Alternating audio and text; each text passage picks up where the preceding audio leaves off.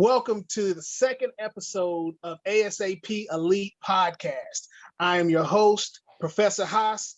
Got your co-host, Coach Penn, and live from the streets, we got Slim Jim Bones. Today, we got a special treat for you guys. We got linebacker extraordinaire, Mr. Two-time Pro Bowler, Mr. Two-time All-Pro, and two-time defense or team MVP for the Pittsburgh Steelers, Mr. Levon Kirkland. Before we get started today, Rob, I want you to go ahead and introduce our shoe of the day. Our shoe of the day is the LeBron 17, baby. The James game.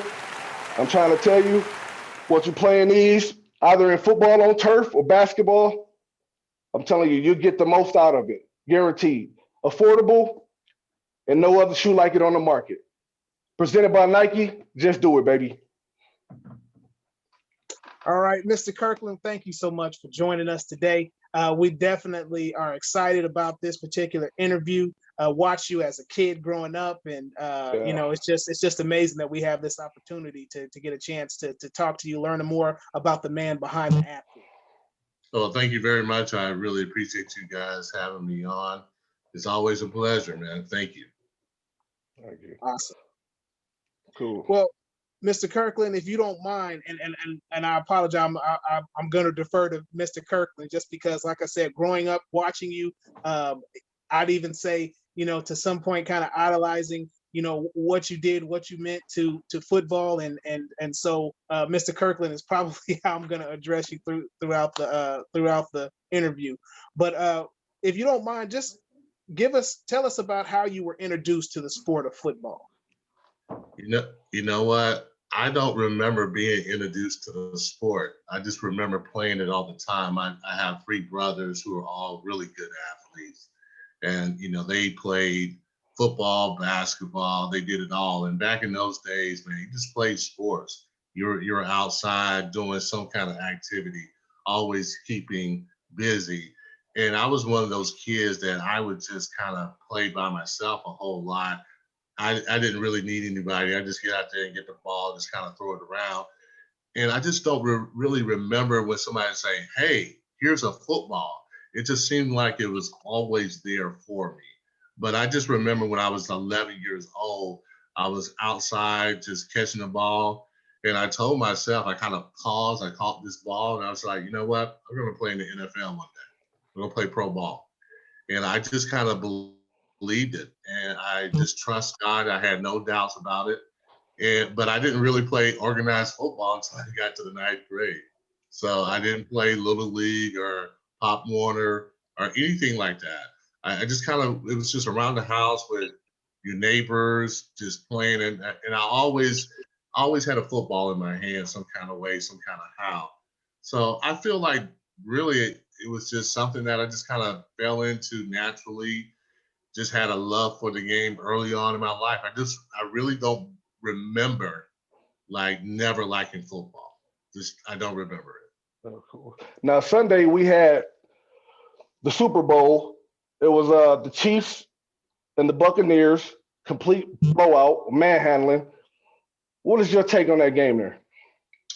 Well, that goes to show you, man, the more you study, the more you analyze, the more you think you know, you really just don't know. Yeah, you're right. Really don't. I was surprised with the turnout of the game. I thought Kansas City would show out a little bit more, but I have to give it to Tampa Bay. They really had a great game plan. Todd Bowles did a wonderful job of really scheming Kansas City and what they do. And Kansas City could really never adjust to it. They were in cover two most of the time. They weren't going to let them get deep. They weren't going to let them get a big play.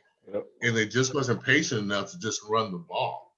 No. And then when you get penalties on top of that at some crucial times, you know, it hurt them. That penalty before halftime, being offside on a field goal, oh man, that gives them momentum. And I know you guys know. Oh yeah. The game of football, the game of sport, any kind of sport, the game of life is about momentum. And if you don't take care of momentum, it can snowball on you. And that's what happened to Kansas City. It just kind of snowballed. And I've been in those situations before. And honestly, it's hard to stop. It really is. And Kansas City never did anything to stop the bleeding, and they just bled out.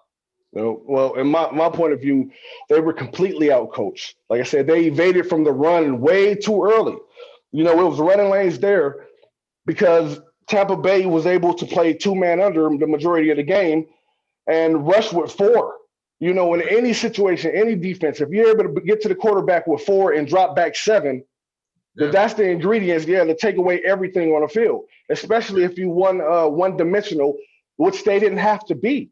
You know, they could have used the pass as a run if they would be able to dink and dunk, screens to the running back, slants, hitches, things of that nature to open up the passing lanes and the rushing lanes. I mean, and the couple times that I did see them run with Clyde Edwards-Helaire, it was a play where Mahomes would drop back on a draw and turn around completely and hand it to Helaire, and he was able to get 10 yards a pop. They should have continued working that in. They have many plays where you get jet sweeps going on and different things of that nature. They went away from everything that made that offense what it was. And you look back and Patrick Mahomes was running around like the quarterback from The Replacements. I never saw that. I never saw that. And they took away the identity, and they weren't able to bounce back from that. Yeah, no question about it. But a lot of times you're who you are. And it seems like it's really, hey, we should adjust to this, but they were never used to doing that. They play the way they play, and that's what they leaned on. Mm-hmm. They were very impatient as far as trying to establish something. And that's just not their game. They're just not a very patient team. They want to score, and they're used to getting big plays and doing, just unconventional things. And with Tampa, they just couldn't do that. And also, let me tell you a little something. It's good to always have dogs on your team. If you got some players, if you got guys who can rush the passer and you can let guys just play the game without being too schemy, you can stop any offense. A lot of times what happens with defense, they don't really have the players to do it. They don't have the 2 edge rushers that can really get pressure on the quarterback constantly. Now, Kansas City the offensive tackles were out of the game, so that was an issue. But I really feel if you got players that can go on defense, you don't have to blitz. You don't have to really do a scheme. You let the players play. And like I know, Coach LeBeau used to say all the time, man, it's players who make up the defense. Yeah. Because there's a weakness in every defense. Every cover 3 has a weakness. Cover 2 has a weakness. Every defense has a weakness.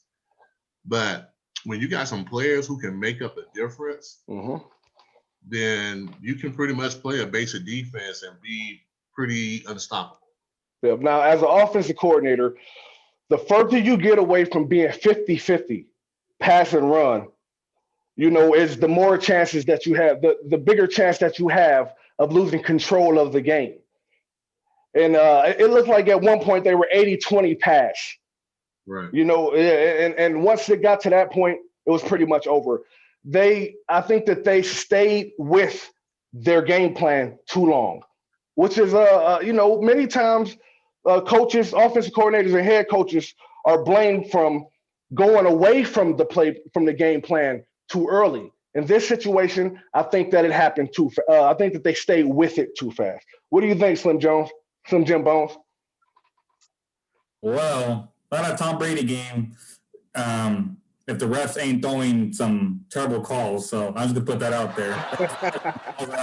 Go blue. However, I think this game, as long as with Tom Brady's other games, should be a message to other quarterbacks is you don't sign those mega contracts because you're not going to win. Tom Brady is very smart. He put dogs on the offensive side and the defensive side, but that's because, the Bucs were able to afford those big kind of names, Tom Brady took all these pay cuts throughout all these years, and he's won all these championships because he has a top 10 defense. He has Hold on. This is the same Super Bowl winning team from last season. This comes down to game plan and strategy. Yes. But the main difference is they don't have a quarterback throwing 30 picks. So if you could throw 30 touchdowns and not throw 30 picks, you could be good in this Bucs offense. That's all they needed was just a QB that didn't throw that many picks, and they found one. Again, I'm not saying he's not good, but what I'm saying is I may not call him the GOAT, but he's the smartest quarterback I've ever seen because he knows I got to put dogs around me and on the defensive side to win. As long as I do my part, I don't turn the ball over and I don't get stressed and I can just, dink and dunk to my star receivers, I'm going to win. And what I'm trying to say is that was the formula for this win. That defense is tremendous. I think in game and in the championship game, they only gave up like 30 points total between those two games. Yeah, that's a good point. That's all credit to the Bucs defense. They did their thing. I saw Pat Mahomes, and you mentioned it because he was running around. I think the stat said he ran for 497 yards that game. Yeah. From the defenders. Yeah. So the Bucs defense absolutely did their job. Now, did it help that the Chiefs wideouts couldn't catch a damn thing, couldn't catch a cold in the winter? No, it didn't help out. That's running for his life. He was dropping dimes, but that Bucs defense, tremendous defense, and the pressure they got was tremendous. So and you talk about the defense. I just want to bring this point up. See, because the Bucs defense, they were dogs last year. But Mr. Kirkland, and I'm sure you'll attest to this, you can make a amazing defense look mediocre if you keep turning the ball over because they're not getting a chance to rest. Mm-hmm. So they just came off the field. You go 2 plays and then they're back on the field again. First and foremost, I tell my son this all the time, and I don't care what sport you're talking about. Playing tired, I don't care how good you are, your abilities are diminished if you're constantly tired and you're not getting a chance to rest. So no matter, because if you guys look at it, of their defense, that defense was there last year. And so when you just like you brought it up, Jameis Winston had just as many interceptions as he did touchdowns. Exactly. Not to say that they go to the Super Bowl and win it if they do, but they make a deep run into the playoffs last year if they don't turn the ball over as much as they turned the ball over. Exactly. And they didn't need the talent of a Patrick Mahomes or Deshaun Watson or Kyler Murray or Aaron Rodgers. They didn't need that talent. They just needed someone, hey, just don't throw 30 picks.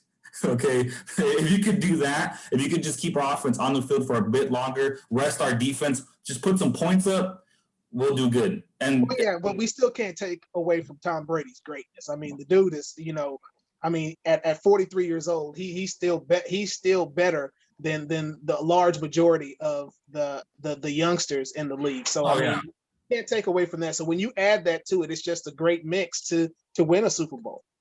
Yeah. But that defense, man, that's like a top all-time defense right there. That was a tremendous defense. All right, thank you. Hey, before we end this segment, we need to recognize the draft pick that really got this defense to where they were going, and that was Antoine Winfield Jr. If you watch this kid the last 3 years at Minnesota, there's no reason he shouldn't have been a first-round draft pick. And I'm going to leave it like this. No risk it, no biscuit. Hey, all right, so John Bones. I was praying to the football gods to get Antoine Winfield on my team because we need a safety bad, man. Yeah, y'all need everything on that defense. Golly. Yeah. All right, Slim Jones Bones, thank you for joining us, brother, for this segment. Look forward to talking to you next week. Yes, sir. Have a good day. Right. Thanks, everybody. Levon. Yes. This question, many of our viewers and listeners would love to know. Please walk us through your career, college draft process, and through your illustrious career in the pros. Yeah, sure. I can start probably from my high school days where, I really wasn't a highly recruited guy. Probably for my area, people would say, yeah, you were, but I really wasn't. I had 2 schools that were interested in me. I really, back in that day, got discovered more so than recruited. I was playing in a high school playoff game. My coach came up to me and said, hey, there's some recruiters out there. I was like, okay, that's all I need to hear. I went out, had a really good game, and the next week I got a letter from the University of South Carolina. Then the following week, I got a letter from the Clemson University Tigers. And really, going into my senior year, Clemson did a better job of creating a relationship with me. The coach that recruited me, he really saw me on film. He thought I was a really good athlete. You know, I knew going into Clemson that I would have to develop, but I knew I had some athletic ability and could run around. And they knew that too. And the good thing about Clemson was they really, during that time, really did a good job of recruiting outside and inside backers.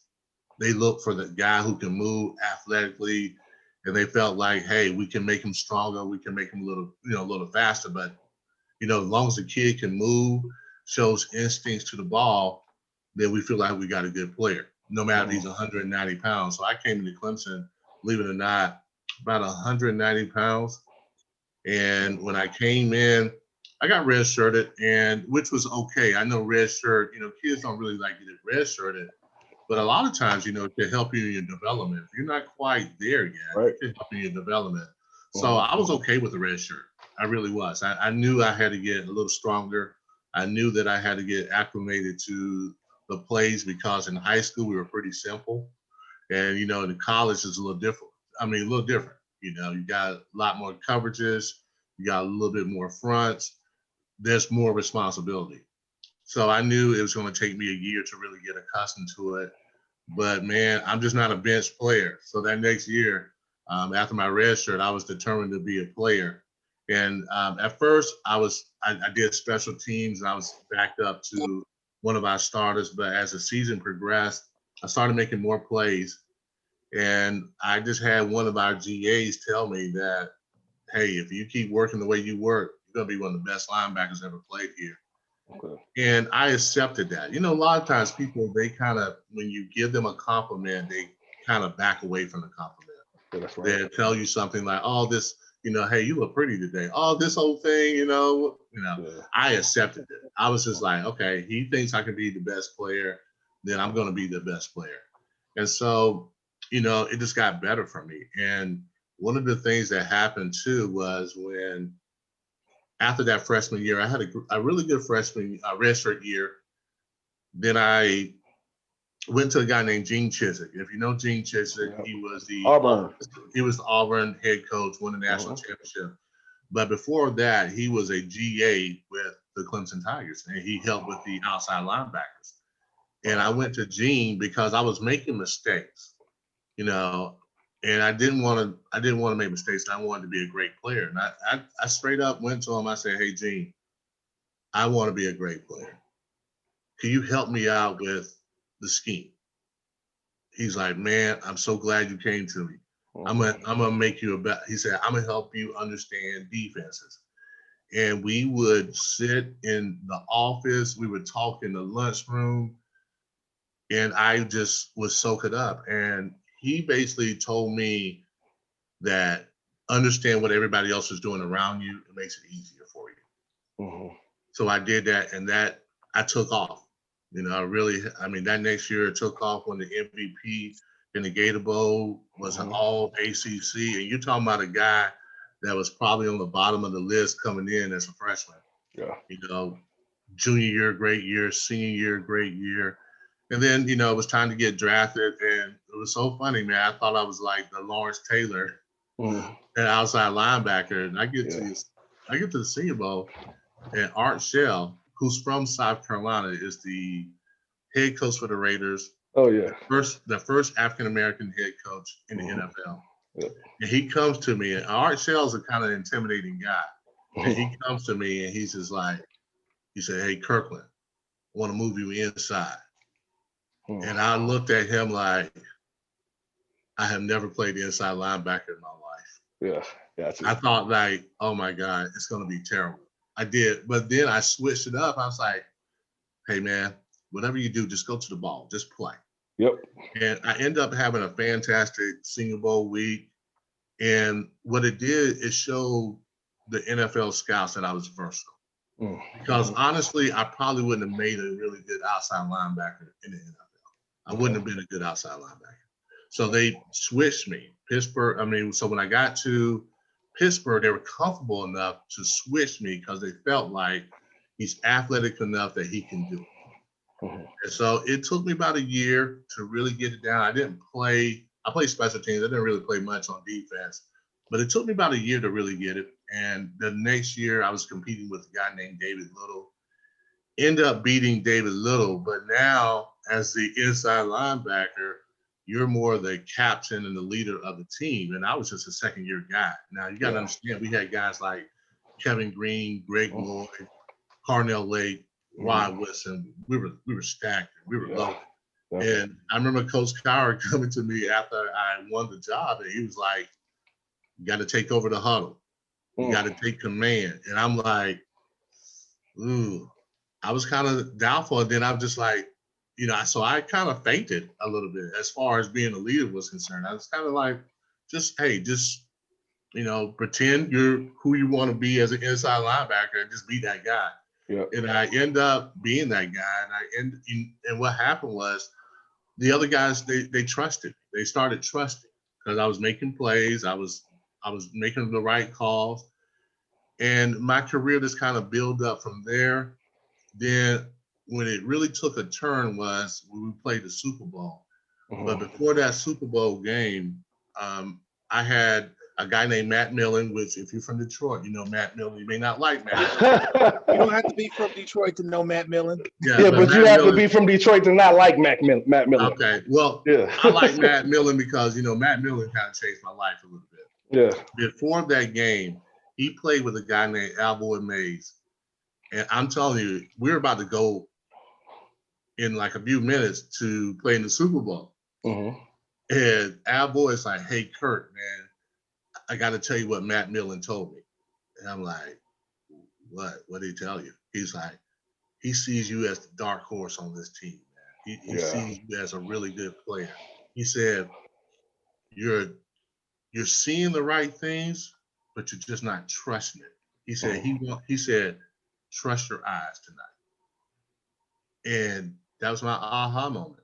And I was like, okay, I'm going to trust everything I see. Instinct.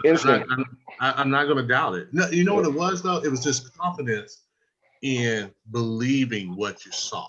That it wasn't, it wasn't an illusion. So sometimes before that time, a lot of times I would hesitate a little bit. I was a really good player, but I wasn't quite there because I wasn't quite confident in what I was doing. Gotcha. I was good, but Matt and a lot of other people saw that I could be a really great player. They saw the ability.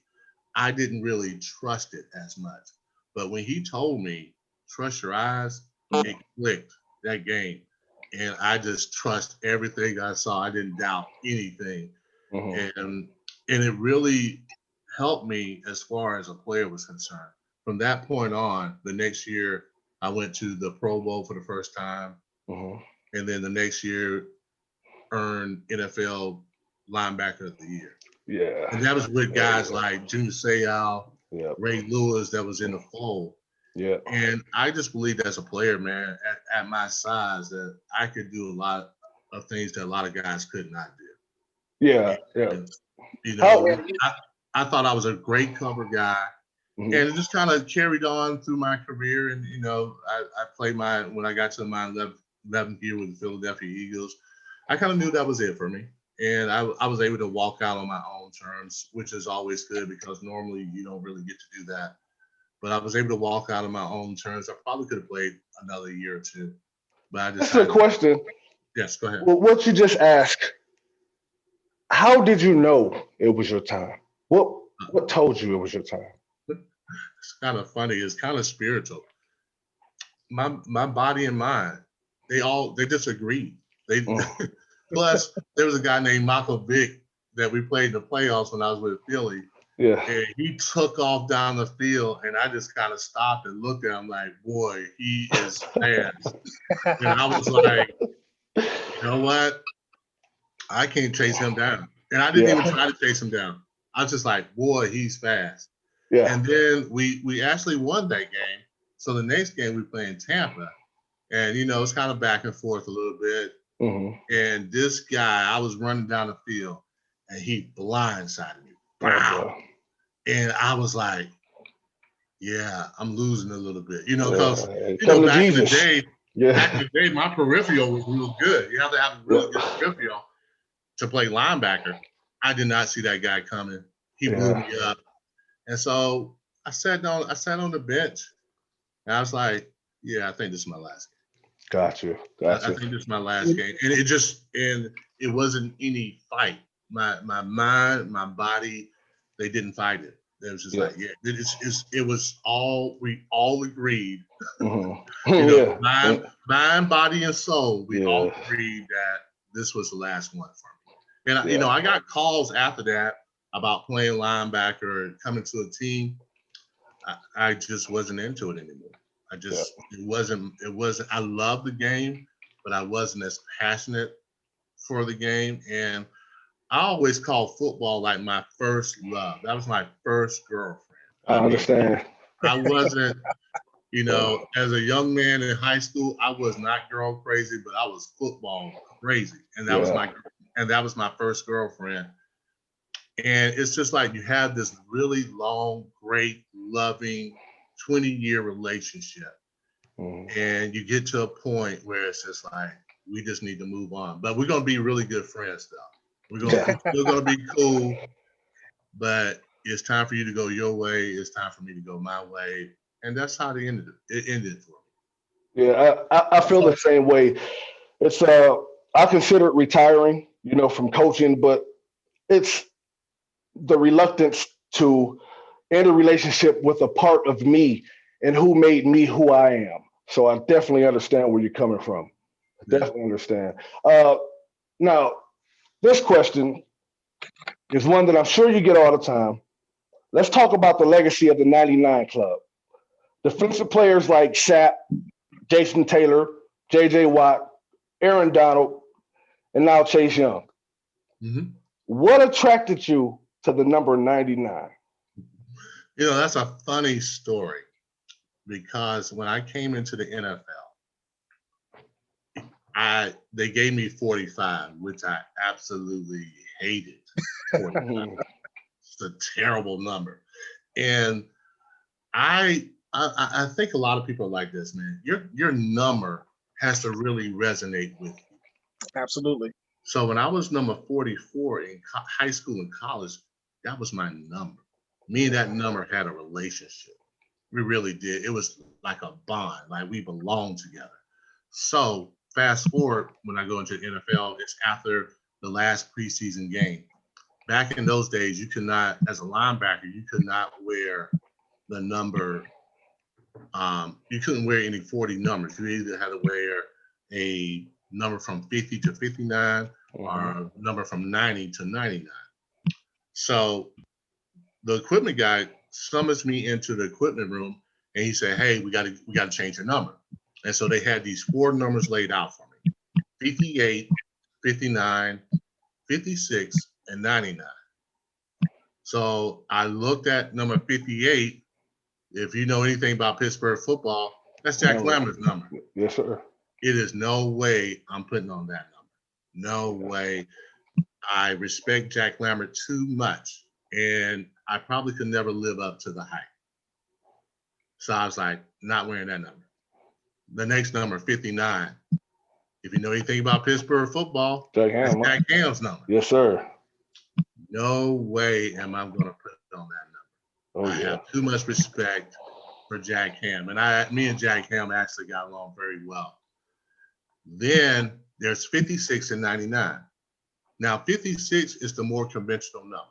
A lot of guys are wearing 56. You know, you're talking about LT for one that wore 56 better than anybody will ever wear 56. Yeah. And there were some other guys who wore it too.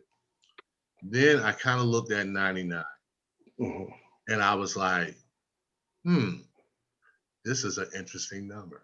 Yeah, very much And so. I was like, well, I was 44 in college.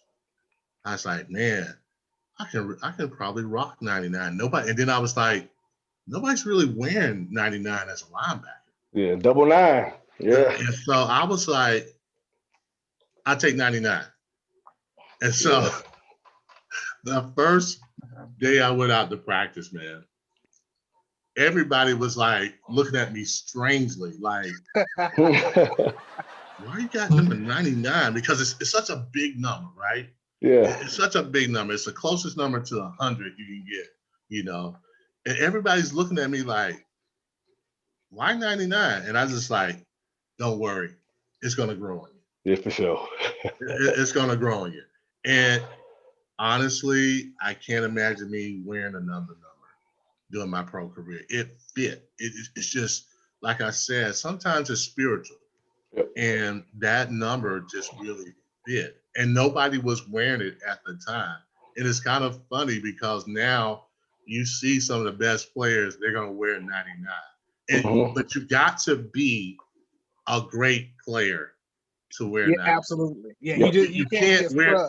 You can't wear 99 and be just an okay dude. Because it's not gonna rock. It's not gonna resonate. But if you're a player, you can wear 99. And I guarantee if you ask Warren Sapp, any of those guys, I think they would give you the same reason. That number, you got to be a player to wear that number. You really Definitely. do. And I love wearing that number. It's just a really badass number. It really is. And you just got to be a guy. You just got to be a dude to wear that number. And so I thought of it like, man, I can rock this number. I can rock this number. This number is going to be my number. And I felt like definitely in the 90s, I don't know if anybody else really wore that number. Not that I know of. Not a backer, not an inside backer like I did. And so it kind of gave people this illusion of me just being this really monster linebacker that was just tearing up the run. But the thing that surprised a lot of people was when I was able to cover guys downfield, sometimes 30, 40 yards downfield. And they're just like, this big dude is still like, he's running all over the place. So it resonated with me. It was more spiritual than anything. I just felt drawn to that number, and it worked. It really did. Yeah, gotcha. I want to stop right here because the educator in me, there's a lot that you said that I want to pull some nuggets out for our viewers. First thing that you said is we talked about the compliments that you got, right? They didn't go to your head, but you leaned into them.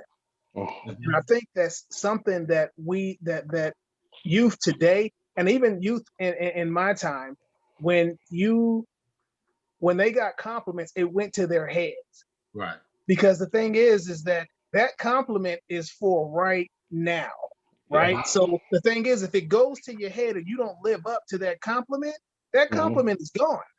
Yeah. Right. But what you did is you leaned into that compliment without letting it go into your head because you wanted to live that compliment. And I think that's something that our users really, because a lot of our audience, they're going to get all these different compliments. But what I would suggest is that you take the same approach that Mr. Kirkland took, is that, when he said that, man, you have a chance, you can be the best linebacker to ever come through here.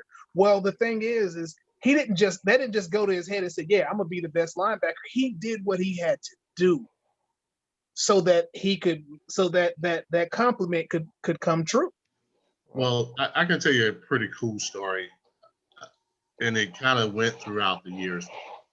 Like when I told you I was 11 years old, I told myself I was going to play professional football.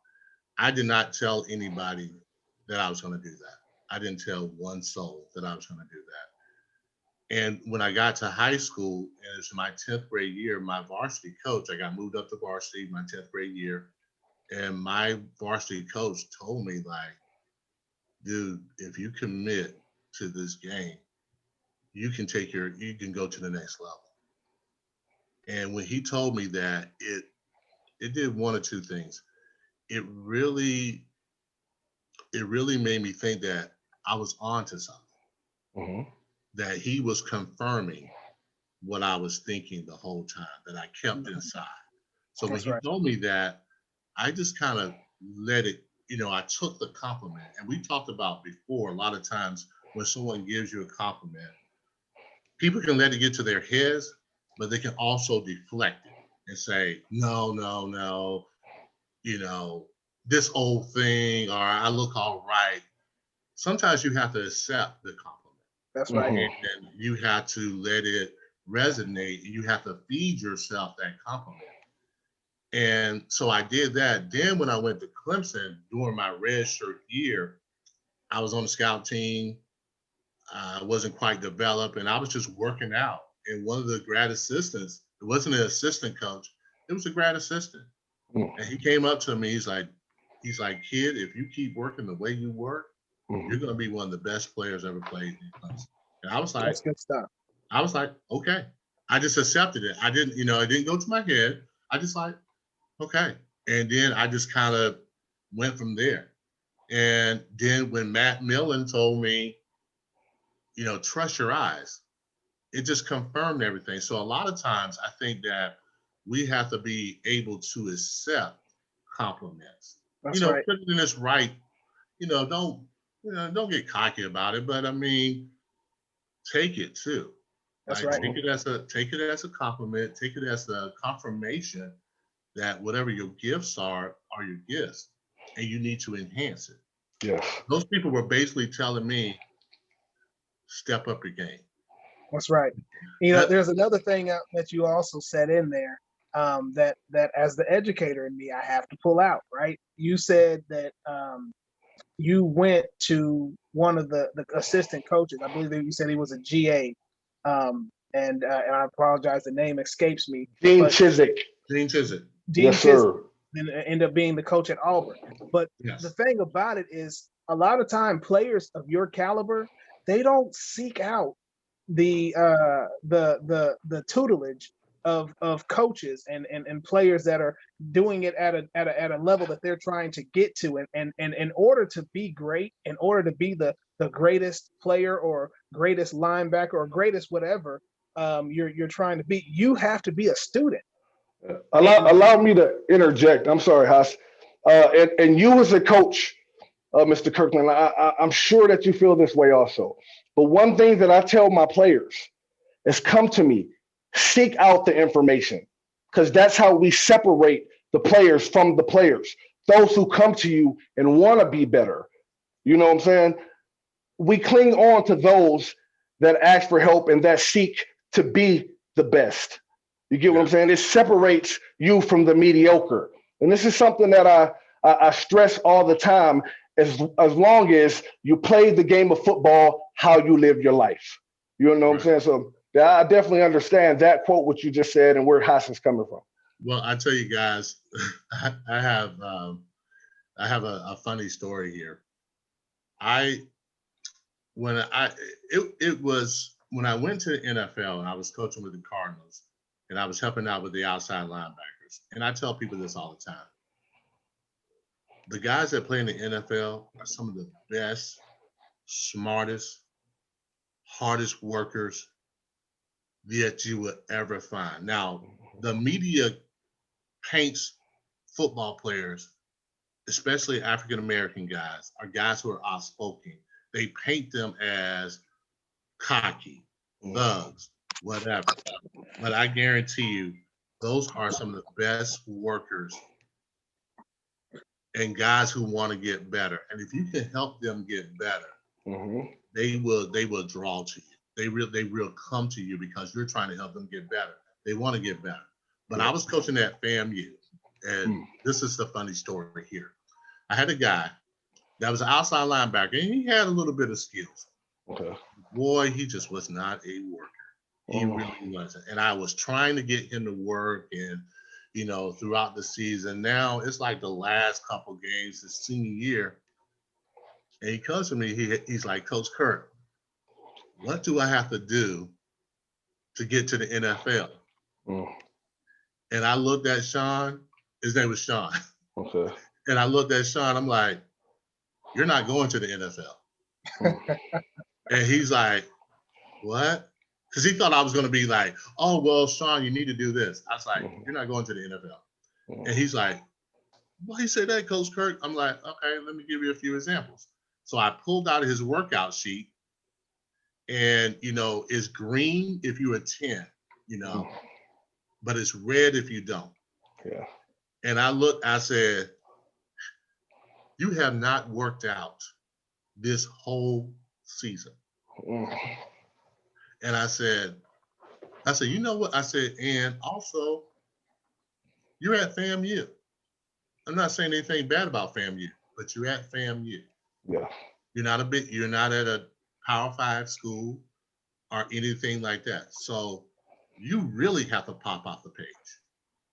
You really do. And I'm telling him truth right here. I'm telling him truth. I said, all year long, even in the preseason, I was trying to get you to work a little harder, have a little bit more detail about what you do.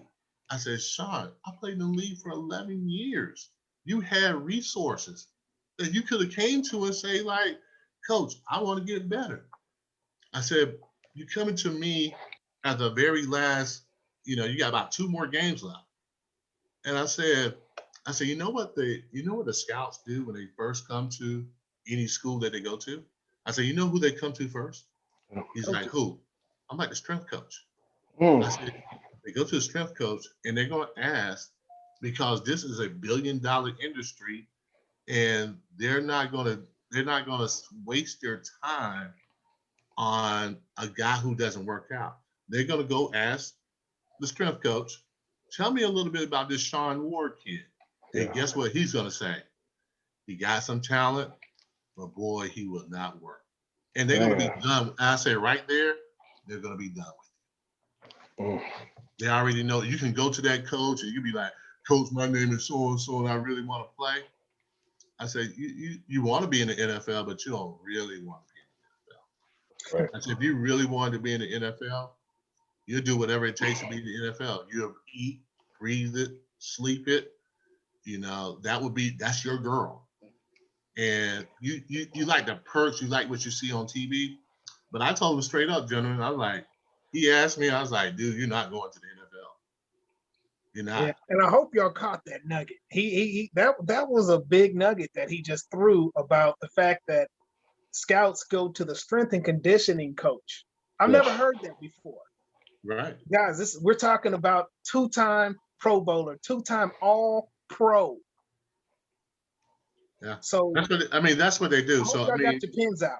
So yeah, I think with anything you're gonna do, man, you have to be all in on it. You have to, and I think if you are all in, you do whatever is necessary to get to that level. Whether it's your academic work, which now is just more important than being an athlete.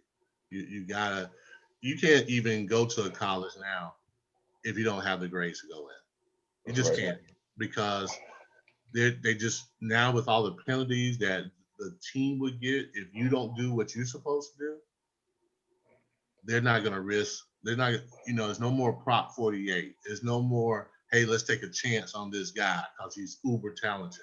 They're going to just be like, well, let somebody else take a chance on him because we're not going to go through the headaches. And those really good teams like those Ohio States, those Clemsons, those Alabamas, they're just not going to touch you. Sure. They're not going to touch you unless you're a student athlete. If you're not a student athlete, you may have to go the JUCO route. And I said nothing wrong with the JUCO route, but you may have to go an alternate route to get to that step. So, it's a lot of it's work to get to the highest level. Well, this next question is brought to you by Ike, Mega Man Griffin, and Poker Face Cigars.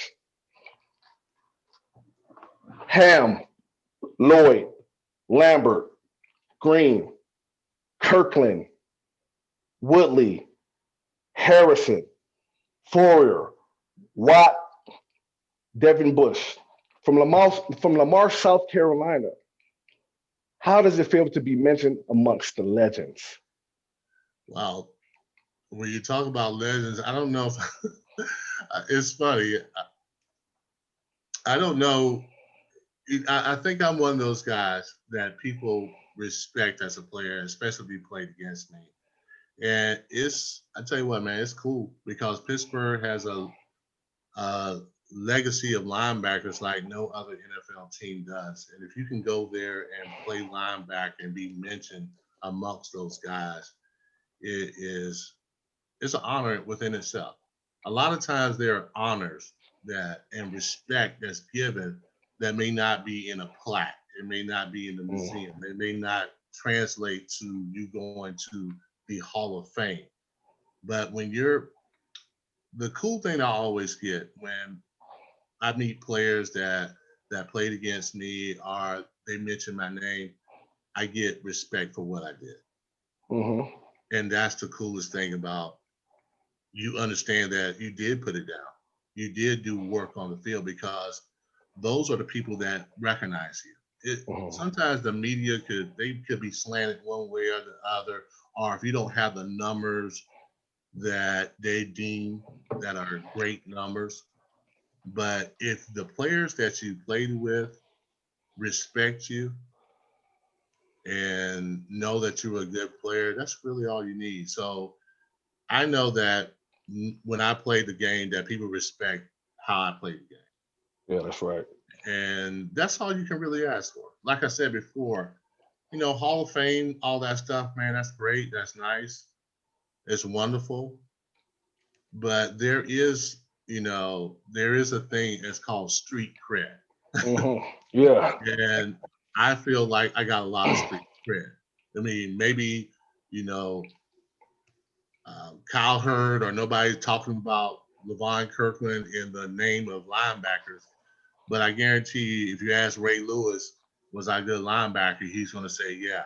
If you ask Terrell Davis, you ask any running back, Emmitt Smith, those guys know who I was. And that's, as a player, sometimes that's what you get. That's the honor you get. It's that street cred. Everybody on the street knows, It may not be in the corporate room or the marketplace, but on the streets, man, I was a good player. Really also good. Deep in the streets of Detroit. Yes. Riverside or Compton, California. Chicago on the south side. Houston. You bring up Levon Kirkland. Everybody knows who you are. Right. Yep, that's right. Without a question. Yeah. Now, as a kid growing up in Riverside, I knew who you were. So, well, soon as Coach Penn said, "Man, we're gonna have LeVon," I was like, "LeVon Kirkland, Pittsburgh Steelers number 99." Now, remember, I am a Cowboy fan. Right. Yeah. See, so the thing is if you were, and I tell my son this from time to time, because my son can get real intricate with, tell you who backups are and stuff like that. And if you don't play for the Cowboys, I definitely don't know the backups. And so for me to recognize the, especially from back in my childhood and teenage years, to know who you were, you had to be a dog. Yeah. Oh. Yeah, you had to be a dog. Like, as soon as he said it, I was like, yeah, hey, that dude's beast. Can I tell you one of the best compliments I ever got? And it comes from the Dallas Cowboys. Really? I was in the Pro Bowl, my second Pro Bowl, and I'm walking by, and there's Larry Allen and Eric. Wow. Legend. So they see me and they're like, "Kurt, come here for a second. And we were sitting down, just kind of talking and drinking a little cocktail. And those guys were like, "Dude, man, you're one of the guys that we definitely respect in the AFC. You're one of those guys." So if you get a compliment from a guy like Larry Allen, that's right, Williams, that is street cred for you. Mm-hmm. That is. You may not get a gold jacket, but that's street cred. Yeah. And that's worth a whole lot. That really is. That's Absolutely. Real. That's real. Now, our game, the game that we love, is unique and separated from any other game because it's a direct reflection of character. Mm-hmm. And the work that you put in and the dedication that you put into our game is also a direct reflection of how you live your life outside of our game. Right. This is something that I preach. So this question would be, how did football and everything that it entails prepare you for life outside of football? Tell you, man, football is a tough sport. It really is. It's like life in a lot of ways. I think it gives you life skills. It gives you those soft skills. Soft skills like being able to communicate, dealing with a diverse group of people, having goals, setting goals and accomplishing those goals. But most importantly, getting up off the ground, because in football, you're going to eat some turf sometime. At some point in time, you're going to get got. And what I mean by getting got, somebody's going to get you. And somebody's going to hit you hard. And it's going to test you. And you're going to hit that ground. Are you getting up? Uh-huh. That's the thing. Are you going to get up? Are you going to brush yourself off? Are you going to go past that pain? And that's what I love about the game of football. It's one of those, to me, it's one of the best games for young men or for young women, because what it does, it gives you a rite of passage to become a man. It really does. We don't have a lot of that in America where, some countries you have to go through a test to be even considered a man. I think this game really gives you that opportunity to do that. If you can play this game, no matter if it's just a high school level, college level, or if you take it all the way to the NFL, this game will test you. Yes, sir. And you would have to go against dudes that you're like, oh my God. And it will test you. It brings out that alpha male in you. Sure. And it'll teach you how to win. And that's one of the things I don't think we really emphasize about winning. I tell you a really quick story about my daughter. She's playing volleyball in the middle school. She's in the junior high. Mm-hmm. And I come to the game and she's like, they didn't play that particularly well, that match. And she comes up to me and she said, Daddy, how do you think we did? And I looked at her, I'm like, you guys playing like a bunch of scrubs. Mm-hmm. And she's like, as a little girl, she's like, what? Yeah. I was like, you guys are playing like a bunch of scrubs. I was like, we're paying money for you guys to play volleyball on this level. It's time to win. You play to win. You may lose, but not playing to win, I have a problem with that. Right. I said, you guys are not. I said, you're the best player. You got to take them to your level. And I think a lot of times it's okay to win. It's okay. You got to play to win in life. You got to compete to win. And I think sometimes that's missing. And we don't say it straight up. We don't say it like I told my daughter, like, well, I'm supposed to say, oh, you guys are playing great. Oh, it's wonderful. I'm doing her a disservice if I do that. So I'm just like, you guys are playing like a bunch of scrubs. But she got it. She did. She's like, oh, yeah, you're right, Dad. That's your grandmother now can tell you how great you are. Yeah. But I'm gonna tell you that you guys are not playing well. Yeah. And maybe no other parent would tell you, but we paying money to travel and go see you play. Y'all need to show up. I need some return on my investment. Yeah, definitely. Yeah. Yeah. So, those are kind of things that the game taught you. And it really teaches you how to compete on a very high level. Mm-hmm. Absolutely. It teaches you how to compete. And life is really about competition. People won't say that, and it seems cruel, but they won't say that. One of the things that I used to say when I got to Seattle, I did my first press conference, and somebody asked me a question, my mentality. I was like, either you're the victim or you're the killer in this game. I say, either you're the victim or you're the killer. Mm-hmm. And I said, I plan on being a killer every single time.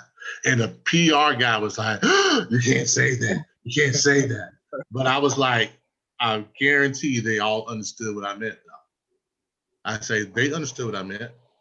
I wasn't talking about actually going out and murdering somebody, but in the arena of what I did, either you're going to hit that guy or that guy's going to hit you. Yep. He's going to win or you're going to win. So which one are you going to be? Yep. That's right. Are you going to be the victim or are you going to be the murderer? Which one? That's right. Huff? Yeah, that's good stuff. So, Mr. Kirkland, one of the things I'd like to know, you've had a good career. You've done well after your career in football. What would you say today to the 22-year-old Levon Kirkland? What did Wow. Well, honestly, I kind of wrote this thing when I was, like some people say, go back and what will you tell your younger self? I would actually thank my younger self for having a vision, a big enough vision, and to believe in that vision. Wow. So I know most people say, go back and what will you tell yourself? I would just go back and tell myself, thank you for getting us to where you got us. My man. If it wasn't for your imagination and your fortitude, we wouldn't got here. Because I think when we get older, a lot of times we get more cautious, we get more afraid, we get scared. Mm-hmm. So I know most people will say, I would tell myself this, I would tell myself that, I would tell myself this. Yep. I would go back and say, thank you. Wow. Thank you for believing in us. Thank you enough that you were energetic enough to take it to the next level. You are So the very first one. I'm sorry. I would actually go back and thank my 22-year-old self for being the guy that got us to where we are now. That is the very first time that I've heard that response to that question. Yeah. And it definitely made me look at things differently. Absolutely. Yes, sir. Yeah. Sometimes, I kind of thought about that. I actually wrote that in a letter, and I wrote that to my younger self. And people always say, "What would you tell yourself?" And I was like, you know what? Really, if it wasn't for that 11-year-old kid that was so confident, had no doubt, had so much faith to say we're going to go to the NFL. If it was, and this is before, you're reading development books, motivational books, have a vision kind of books. I was a kid in South Carolina, the youngest boy, the 7th kid out of 8. And I looked up to all my brothers and sisters who were older. But that 11-year-old kid was the one that said, dude, we're going to do something big right now. I'm claiming it. I'm 11 years old, and I'm going to claim that this is what we're going to do.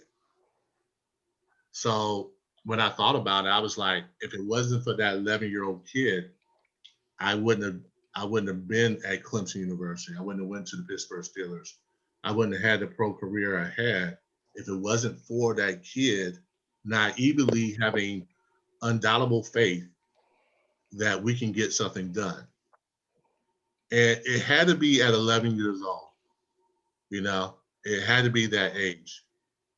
And as you say, as a 22-year-old, I would thank that kid. I would thank him for, doing all that hard work, persevering, making sacrifices. I would thank him. I don't know. I know a lot of other people say, I would tell him this, I would tell him that. I think sometimes you better go and thank your younger self for where you're at. Now, did I hear you say that you wrote a letter to your younger self?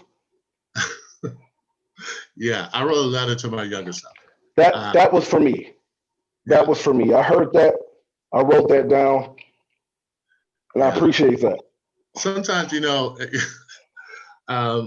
I have to send you guys the letter I wrote to, I'm writing a book. It is called Thank You. And it's a collection of thank you letters to different people, different places, different experiences. Oh. So my nickname as a kid was Bonnie. And I was like, okay, it's a Dear Bonnie letter. So I went back, and it's like you're almost traveling. I have this imagination that's crazy. but it's like I went back in time, Mm-hmm. right? And I had a sit down with my 11-year-old self, and I told him about the future. I told him what happened. You know, I told him we had a daughter named Kennedy. You know, I told him that our parents passed. I told him a lot of things that happened in the future, but I was there mainly to say, thank you for just having that imagination, just really believing in who we were. And, you know, with you, we did it. We all the stuff you dreamed about, we did that because of you and how, you know, even as a kid, I mean, my brothers and sisters thought I was a little strange because I'd be outside tossing the ball around, pretending that I'm playing in a big game, things like that. But yeah, I went back in time. I traveled back and I said, like, I just told him thank you, that I really appreciated what he did for us.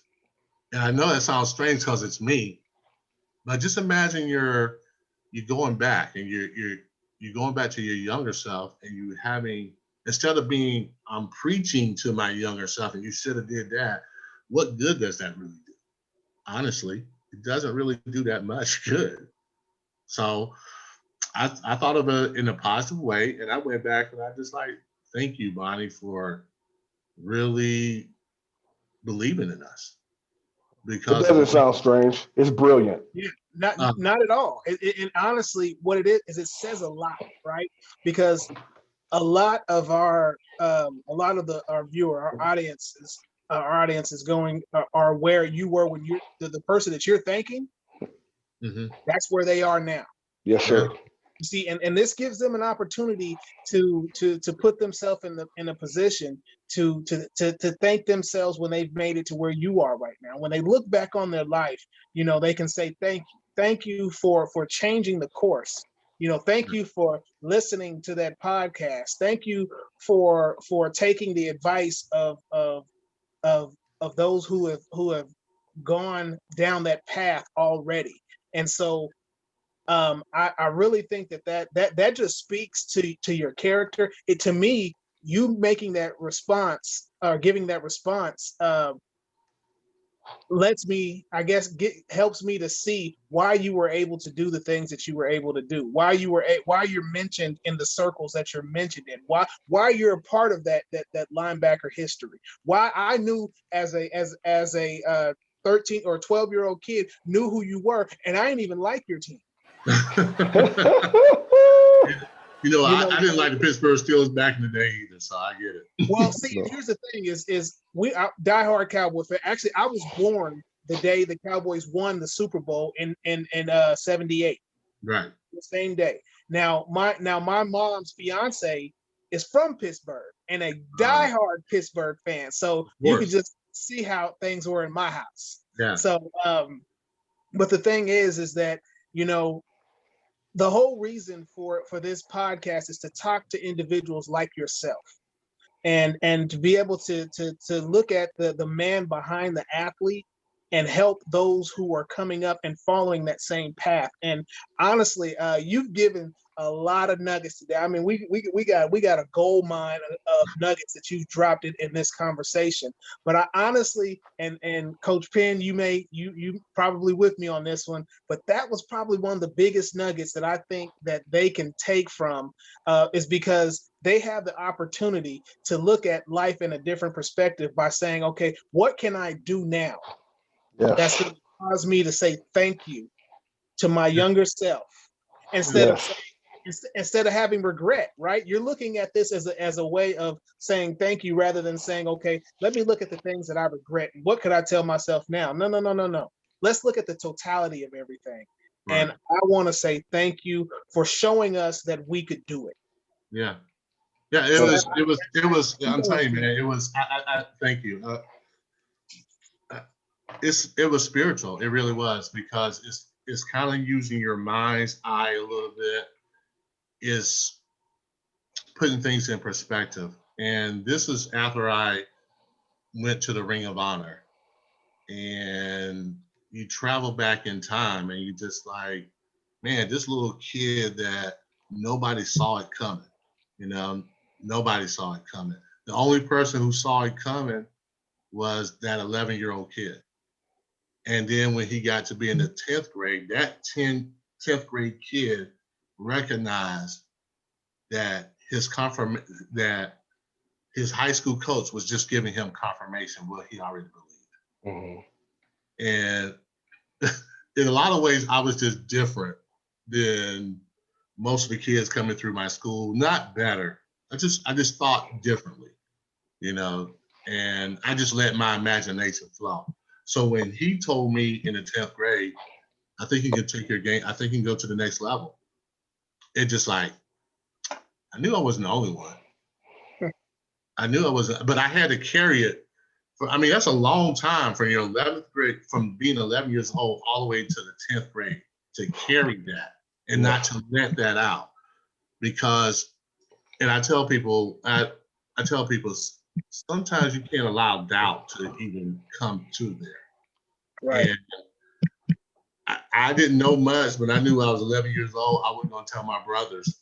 I wasn't going to tell my sisters because they were going to laugh at me. And I could not afford that one bit of doubt. That's right. I could not afford, and I love them dearly. Great people, great brothers and sisters, but they probably would like chuckle at it or laugh. If I would have shared that with anybody at that time, they would have laughed at that idea. They would have. They'd have been like, I'm gonna laugh at that idea. But yeah, sometimes you gotta sometimes, I'm not saying you gotta keep it in, but sometimes you just can't let any doubt creep in. You just can't let anybody take you off of your path. Yes, sir. Now, this is going to be, this is our final question. And this is a very cultural question, because we don't know, and we're wondering, with the progression of our culture and different aspects of life, including sports, this is the Fritz Pollard Alliance question of the day. Okay. You were hired in 2003 as the head of minority recruiting for Clemson. How do you feel about the minority hiring process in the NFL right now? Well, or sports in general. Well, to be honest with you, I don't really think it's living up to Title IX, which was in 1972, which really based hiring more so on, can the person get the job done, whether they're a woman, man, black, whatever their race is, you hired the right person for the job. And although the Rooney Rule was put in there, and I felt like, okay, it means well, it still really didn't resonate with a lot of owners and a lot of GMs. Unfortunately, I think a lot of times is, those kind of jobs it's more of a networking thing. So a lot of times it's more so who who the relationships, and that's probably across the board with everything. But the problem is that because our culture in a lot of ways have had to catch up, it's like we're behind in a relay race and we got to make up ground. And because we had to make up so much ground, it's a little tougher. So we may need a little help during this process. And I just think that we keep recycling some of the same coaches. We keep recycling some of the same coaches. And then a lot of times what it appears to be, and I'm on the outside looking in, that if a black coach does get a job, that the infrastructure is just not there. Yeah. And then therefore he goes into a situation where everybody's not on the same page. Whether it's the owner, the GM, the players, they're not on the same page, and they want them to work out miracles. Then they fail at that job, and they be like, see, right there. Yeah. Right there. That's the reason why. And I think it should be a time where people get over that. They really do. And I think it's not quite there yet. I think it's not quite there yet. I think that now I believe in giving the best man is the best man for the job, but a lot of times you can tell that it's guys that, have been around a long time. And that's where I credit the Rooneys when they hired Tomlin, because Tomlin was not he was not their first guy initially. But he went in that interview and just blew him out the water. Yeah. And they were just like, you know what? We're gonna hire this guy. And he's been around the league, but he had to, to get that job, because I think they were gonna get that job to somebody else who's already coached staff, who's already been there. But they gave Tomlin a job. And I think a lot of times, unfortunately, we kind of hired who we're like, If they look like us, they smell like us, that's who we hire. That's who we hire. And I give it to guys like Bruce Arians, who has always believed in giving African Americans opportunities in coaching. And you look at his staff, I was on his staff, and he does. So it's got to take a little bit of people looking at it more critically when they're hiring a coach, and not just some recycled guy. So it's going to take a lot. It's going to, and also as NFL players or, athletes or African Americans, we got to want to get into the game more so than just being a player. We got to think about other ways we can be contributors to the game, and that's being coaching, that's being GM, things like that. We're always thought of as players. They don't we don't go in looking at like, man, that's other things. I may not be a player, but if I want to continue, I can do other things. So we gotta change that mindset too, that we're not just players, that we are smart, capable individuals that can do the other jobs for a long time. But think about it now. It took a long time at one point in time for people to be inside linebackers. They back in the day, they didn't trust Black men to be inside linebackers. That seemed kind of crazy because there's a bunch of inside linebackers now. Or they didn't really, they still struggle with a starting, the African American being the starting quarterback. You got to be damn near excellent to be a starting quarterback as an African American. That's right. And then where the jobs come in is that, and this is how I think Leftwich, Brian, I think this is how he got his job. There are not a lot of second string Black quarterbacks either. And the second string guys, the third string guys are the ones who get the coordinating jobs and then eventually move into the head coaching places. That's right. So we barely have Black quarterbacks, so we don't have those Black quarterbacks who are holding the clipboard, who's getting that practical experience either. So there's a lot of things that could be done that could help more African Americans get into those positions. But it's a catch-up game too. We're trying to catch up from years and years of just fixed mindsets. And also, I think if you're an owner, you're probably going to hire who you're going to hire. Okay, right. I got this Rooney rule. I got to interview a Black guy, but you know what? I'm going to hire who I'm going to hire anyway. They can't stop me from hiring. This is my team. Yeah. They can't stop me from hiring who I want to hire. So that's an issue also. Yeah. You and again, you dropped another nugget that I hope our listeners heard, because the thing is that when you look at not just football, right? When you look at let's take the music industry, any sports industry, you want too often we look for the positions that are the limelight. Yeah. Right. And if you think about it, as in the music industry, the musicians aren't the one who make the most money.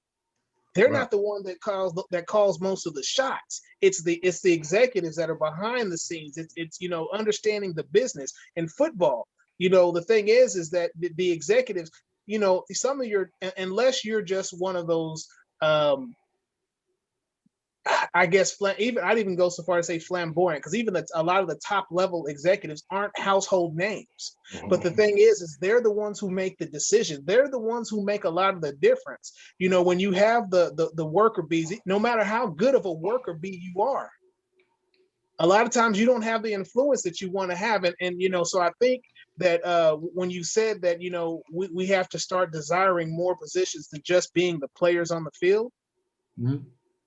The person in the spotlight, that's when you start to see shifts. And so, I think that was, like I said, I thoroughly enjoyed this conversation with you, because you've said so many things, honestly, that impact me. Yes. I'm sure that it's impacting our listeners, but I want to say thank you for me, because there's a lot of things that you said that make me think about things a lot differently. What I can do for myself, what I can say to the Yes. next person that's coming up. And we're like, man, I remember my conversation with Levon Kirkland. And this is what he said. And so I really appreciate for everything that you shared with us, just for being the person that you are, and giving us the opportunity to be able to have this conversation with you today. Yeah. Same thing as Tuesday, I say today. This gave me a different impact on today. And I appreciate you with the blueprint, while also giving back to that 11-year-old that's listening. Yeah, this is priceless. I appreciate you for taking the time out to spend with us. I know you're a very busy man, and I can't thank you enough, sir. Hey, you know what, you guys, man, thank you so much for having me on the show. I really appreciate it. I do. And I hope you guys get to read that letter that I wrote to my 11-year-old self. I think it's intriguing. And, to your audience, man, just wish you guys Godspeed with everything you do. And you gotta believe when people give you a compliment, man, just thank them for the compliment, and embrace that compliment, because they're trying to tell you take that next step. So there you go. Thank you, guys. We appreciate you, man. Look forward to talking to you again and having you back on the show. Oh yeah. Welcome to the ASAP Elite family, sir. I appreciate it. Thank you, sir. guys very much. Yes, sir.